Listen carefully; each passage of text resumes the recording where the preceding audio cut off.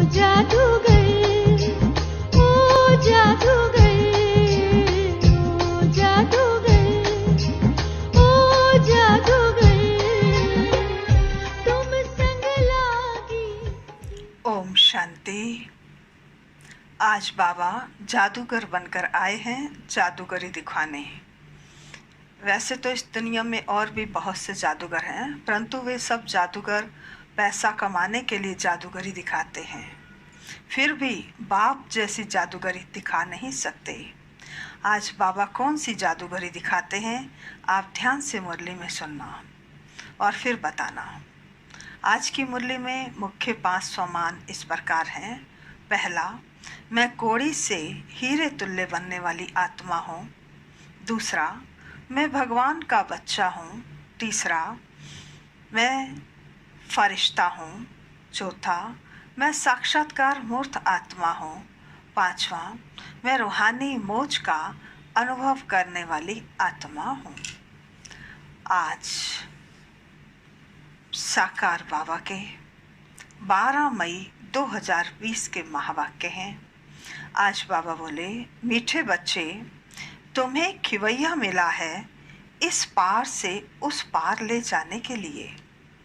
तुम्हारे पैर अब इस पुरानी दुनिया पर नहीं हैं। तुम्हारा लंगर उठ चुका है। बाबा ने प्रश्न पूछा, जादूगर बाप की वंडरफुल जादूगरी कौन सी है जो दूसरा कोई कर नहीं सकता? उत्तर है, कोड़ी तुल्य आत्मा को हीरे तुल्य बना देना, बागवान बनकर कांटों को फूल बना देना। यह बहुत वंडरफुल जादूगरी है जो एक जादूगर बाप ही करता है, दूसरा कोई नहीं। मनुष्य पैसा कमाने के लिए सिर्फ जादूगर कहलाते हैं, लेकिन बाप जैसा जादू कर नहीं सकते हैं। ओम शांति। सारे सृष्टि चक्र व ड्रामा में बाप एक ही बार आते हैं और कोई सत्संग आदि में ऐसे नहीं समझते होंगे। ना वह कथा करने वाला बाप है, ना वह बच्चे हैं। वह तो वास्तव में फॉलोअर्स भी नहीं हैं। यहाँ तो तुम बच्चे भी हो, स्टूडेंट भी हो और फॉलोअर्स भी हो। बाप बच्चों को साथ में ले जाएंगे।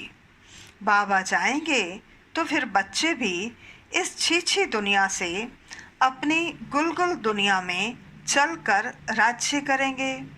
यह तुम बच्चों की बुद्धि में आना चाहिए। इस शरीर के अंदर जो रहने वाली आत्मा है वह बहुत खुश होती है। तुम्हारी आत्मा बहुत खुश होनी चाहिए। बेहद का बाप आया हुआ है जो सभी का बाप है। वह भी सिर्फ तुम बच्चों को समझ है, बाकी सारी दुनिया में तो सब बेसमझ ही हैं। बाप बैठ समझाते हैं, रावण ने तुमको कितना बेसमझ बना दिया है। बाप आकर समझदार बनाते हैं। सारे विश्व पर राज्य करने लायक इतना समझदार बनाते हैं। यह स्टूडेंट लाइफ भी एक ही बार होती है, जबकि भगवान आकर पढ़ाते हैं। तुम्हारी बुद्धि में यह है, बाकी जो अपने धंधे दोरी आदि में फंसे हुए रहते हैं उनको कभी यह बुद्धि में आ न सके कि भगवान पढ़ाते हैं। उन्हें तो अपना धंधा दोरी आदि ही याद रहता है। तो तुम बच्चे जबकि जानते हो भगवान हमको पढ़ाते हैं तो कितना हर्षित रहना चाहिए। और तो सब हैं पाई पैसे वालों के बच्चे। बाबा कहते, तुम तो भगवान के बच्चे बने हो तो तुम बच्चों को अथाह खुशी रहनी चाहिए। कोई तो बहुत हर्षित रहते हैं, कोई कहते हैं बाबा हमारी मुरली नहीं चलती, यह होता। अरे मुरली कोई मुश्किल काम थोड़ा ही है। जैसे भक्ति मार्ग में साधु संत आदि से कोई पूछते हैं हम ईश्वर से कैसे मिलें, परंतु वह जानते नहीं सिर्फ उंगली से इशारा करेंगे कि भगवान को याद करो, बस खुश हो जाते हैं। वह कौन है दुनिया में कोई भी नहीं जानते, अपने बाप को भी कोई नहीं जानते। यह ड्रामा ही ऐसा बना हुआ है, फिर भी भूल जाएंगे। ऐसे नहीं कि तुम्हारे में सभी बाप और रचना को जानते हैं। कहाँ कहाँ तो चलन ऐसी चलते हैं, बात मत पूछो, वह नशा ही उड़ जाता है। अभी तुम बच्चों का पैर पुरानी दुनिया पर जैसे कि है नहीं। तुम जानते हो कलयुगी दुनिया से अब पैर उठ गया है। वोट का लंगर उठाया हुआ है, वोट का अर्थात नाव का। अभी हम जा रहे हैं, बाप हमको कहाँ ले जाएंगे यह बुद्धि में है। क्योंकि बाप खिवैया भी है तो बागवान भी है, कांटों को फूल बनाते हैं। उन जैसा बागवान कोई है नहीं जो कांटों को फूल बना दे। यह जादूगरी कोई कम थोड़ी है। कोड़ी तुल्य आत्मा को हीरे तुल्य बनाते हैं। आजकल जादूगर बहुत निकले हैं। यह है ठगों की दुनिया। बाप है सतगुरु, कहते भी हैं सतगुरु अकाल। बहुत धुन से कहते हैं, अब जबकि खुद कहते हैं सतगुरु एक है, सर्व का सदगति दाता एक है। फिर अपने को गुरु क्यों कहलाना चाहिए? ना वह समझते हैं ना लोग ही कुछ समझते हैं। इस पुरानी दुनिया में रखा ही क्या है? बच्चों को जब मालूम होता है बाबा नया घर बना रहे हैं, तो ऐसा कौन होगा जो नए घर से नफरत और पुराने घर से प्रीत रखेंगे? बुद्धि में नया घर ही याद रहता है। तुम बेहद बाप के बच्चे बने हो तो तुम्हें स्मृति रहनी चाहिए कि बाप हमारे लिए न्यू वर्ड बना रहे हैं। हम उस न्यू वर्ड में जाते हैं। उस न्यू वर्ड के अनेक नाम हैं, सतयुग, हेवन, पैराडाइस, बैकुंठ आदि। तुम्हारी बुद्धि अब पुरानी दुनिया से उठ गई है, क्योंकि पुरानी दुनिया में दुख ही दुख है।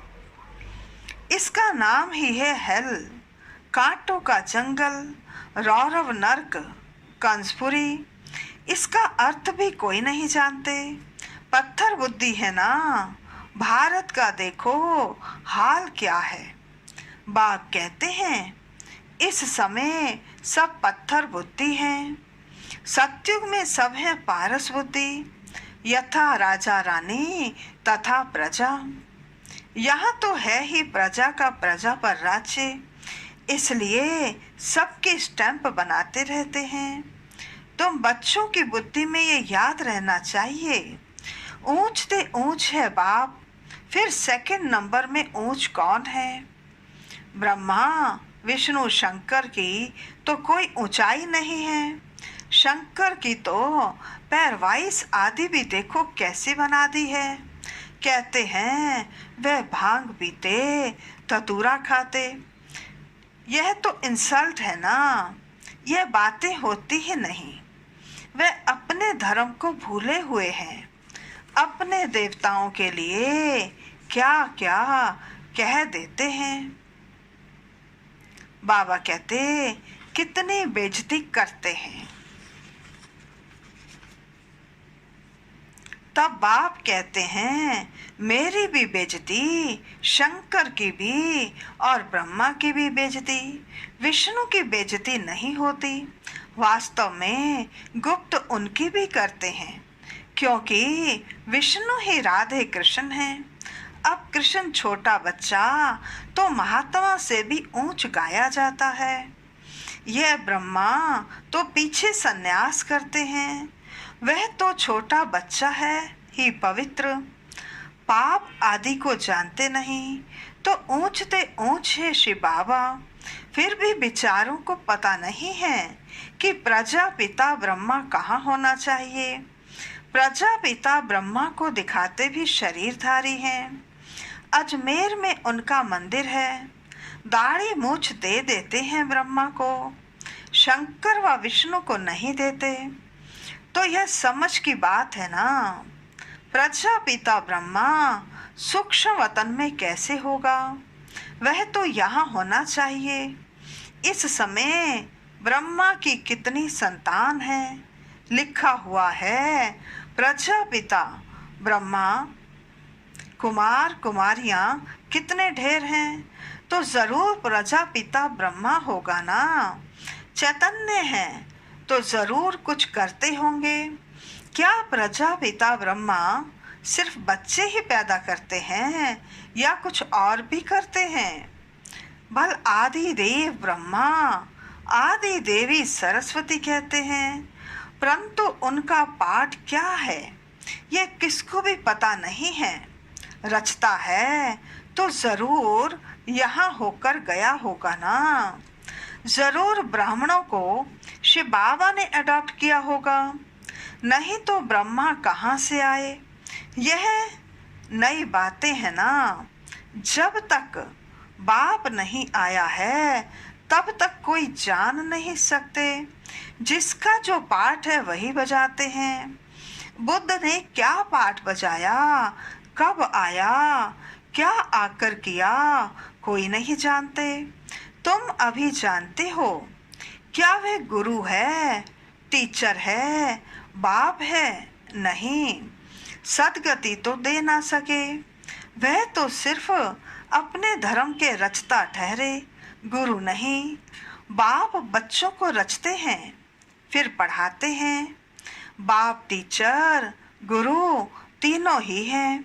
दूसरे कोई को थोड़े ही कहेंगे कि तुम पढ़ाओ, और कोई के पास ये नॉलेज है ही नहीं। बेहद का बाप ही ज्ञान का सागर है, तो जरूर ज्ञान सुनाएंगे। बाप ने ही स्वर्ग का राज्य भाग्य दिया था, अभी फिर से दे रहे हैं। बाप कहते हैं तुम फिर से 5000 वर्ष बाद आकर मिले हो।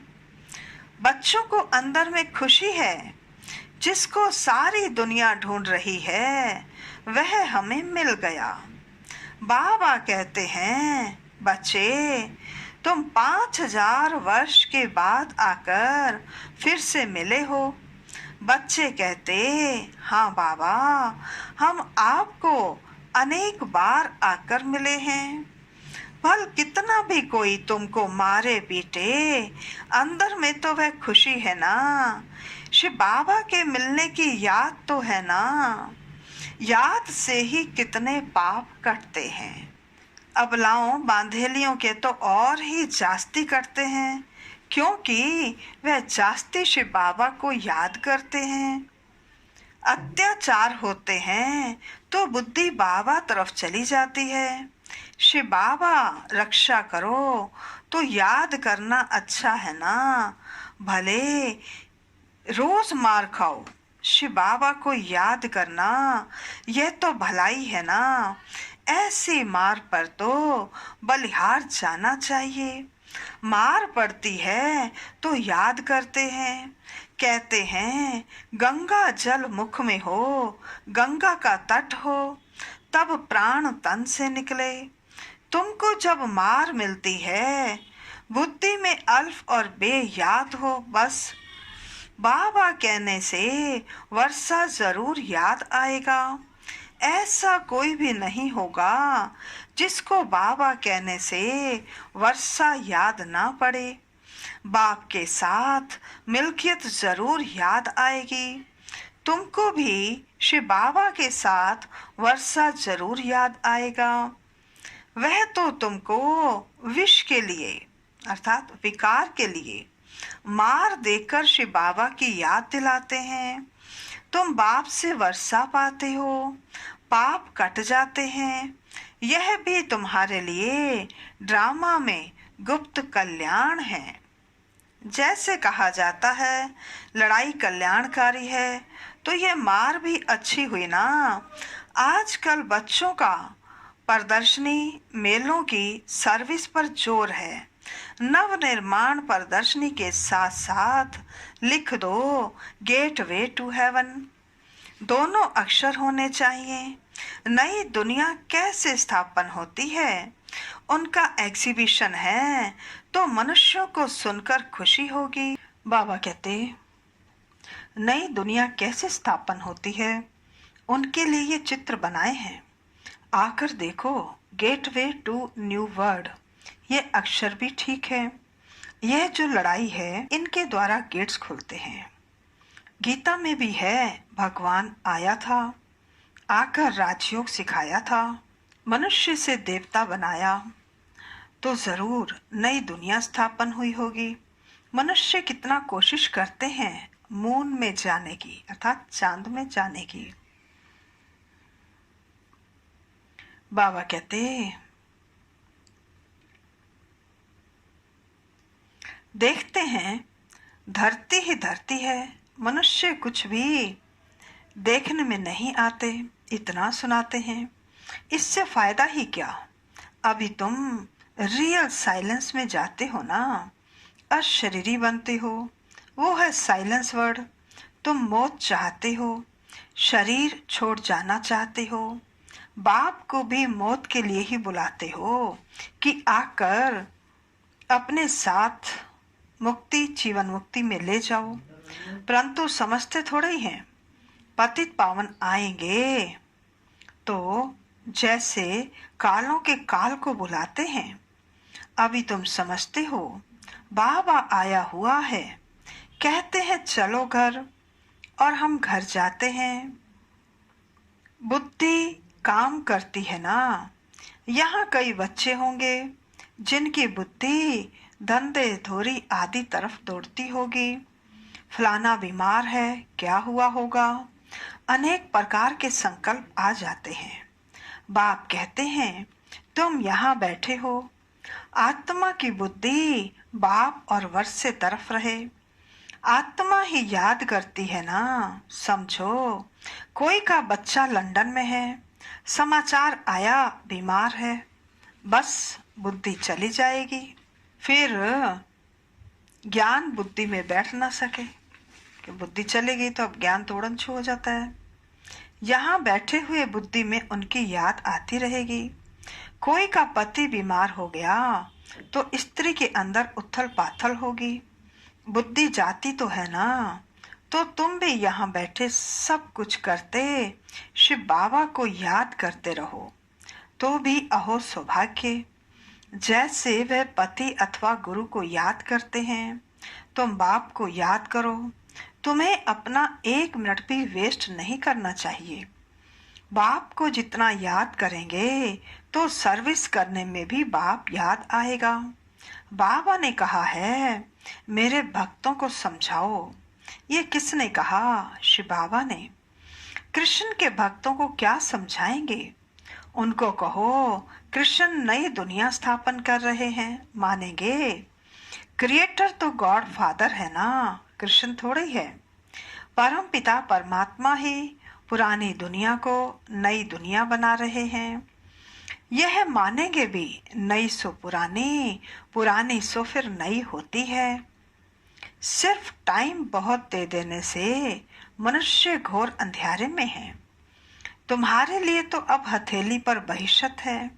बाप कहते हैं मैं तुमको उस स्वर्ग का मालिक बनाने आया हूं। बनेंगे? बनेंगे? वाह, क्यों नहीं बनेंगे? अच्छा, मुझे याद करो, पवित्र बनो। याद से ही पाप भस्म हो जाएंगे। तुम बच्चे जानते हो विकर्मों का बोझ आत्मा पर है, ना कि शरीर पर। अगर शरीर पर बोझा होता तो जब शरीर को जला देते हैं तो उसके साथ पाप भी जल जाते। आत्मा तो है ही अविनाशी, उसमें सिर्फ खाद पड़ती है। जिनको निकालने के लिए एक बाप भी युक्ति बतलाते हैं कि याद करो। पतित से पावन बनने की युक्ति कैसी अच्छी है।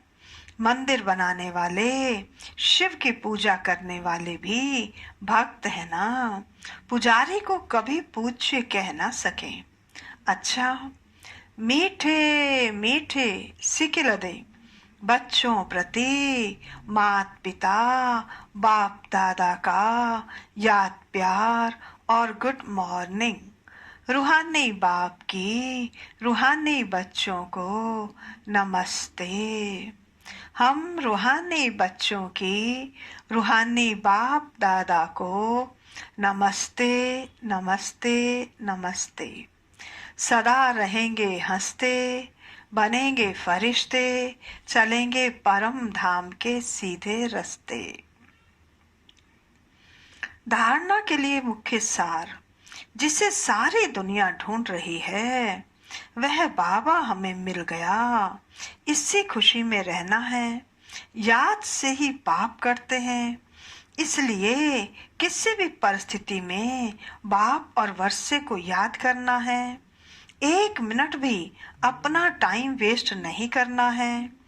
इस पुरानी दुनिया से बुद्धि का लंगर उठा देना है। बाबा हमारे लिए नया घर बना रहे हैं। यह है रौरव नर्क कंसपुरी। हम जाते हैं बैकुंठपुरी में। सदा इसी स्मृति में रहना है। आज का वरदान है, चलते फिरते फरिश्ते स्वरूप का साक्षात्कार कराने वाले साक्षात्कार मूर्त भव। चलते फिरते फरिश्ते स्वरूप का साक्षात्कार कराने वाले साक्षात्कार मूर्त भव। विस्तार है, जैसे शुरू में चलते फिरते ब्रह्मा गुम होकर श्री कृष्ण दिखाई देते थे, इसी साक्षात्कार ने सब कुछ छुड़ा दिया। ऐसे साक्षात्कार द्वारा अभी भी सेवा हो। जब साक्षात्कार से प्राप्ति होगी तो बनने के बिना रह नहीं सकेंगे। इसलिए चलते फिरते फरिश्ते स्वरूप का साक्षात्कार कराओ। भाषण वाले बहुत हैं, लेकिन आप भाषणा देने वाले बनो, तब समझेंगे ये अल्लाह लोग हैं। आज का स्लोगन है, सदा रूहानी मोज का अनुभव करते रहो तो कभी मूझेंगे नहीं। सदा रूहानी मोज का अनुभव करते रहो तो कभी मूझेंगे नहीं। अच्छा, ओम शांति।